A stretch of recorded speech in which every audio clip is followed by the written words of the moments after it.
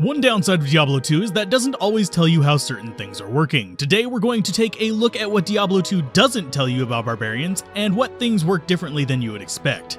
We'll start off with the basic stuff and move our way into the weird. Number 1, probably the least impactful but also frequently overlooked thing in some early barbarian builds is the use of the skill Double Swing.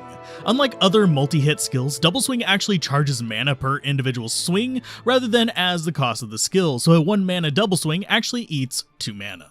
Number 2, Find Potion and Grim Ward only work on certain types of enemies that the game considers soft. This means you can use these on goatmen, but not ghosts, for example, for better or worse. Thankfully, there aren't any areas comprised entirely of non-soft enemies. Number 3, speaking of Grim Ward, did you know that depending on the size of the enemy, you get different totems? While they function identically, this is one of the many interesting little details in the game we'll cover in this miniseries. Number 4, staying in the Warcry tree because, well, it has a lot of these, Shout, Battle Orders, and Battle Command are unique in that, unlike most duration skills, they can be overridden by lower level versions of themselves. So if you're in a group with multiple barbarians, it's a good idea to figure out who has the highest level of these skills, and they should be the caster. Number 5, this one I'm not sure if I'll be able to make good B-roll footage for, because the second part of this, so you'll have to just deal with me yelling into the void. But even though most people know Warcry is physical damage and that it uses faster cast rate, they don't realize two key features of it. One, that it can stun physical immune enemies effectively, but it can also actually be blocked.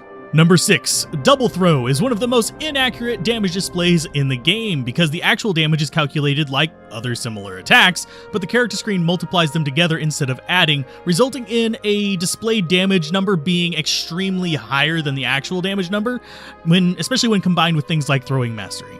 Number 7, the Berserk Synergy bonus doesn't add damage to the attack despite what the display shows. Instead, it converts a percent of the damage to magic. This conversion happens after the damage is calculated but before the resists are accounted for. So if you do 1000 damage concentrate with max Berserk Synergy, you'll do 800 physical damage and 200 magic damage before the resists.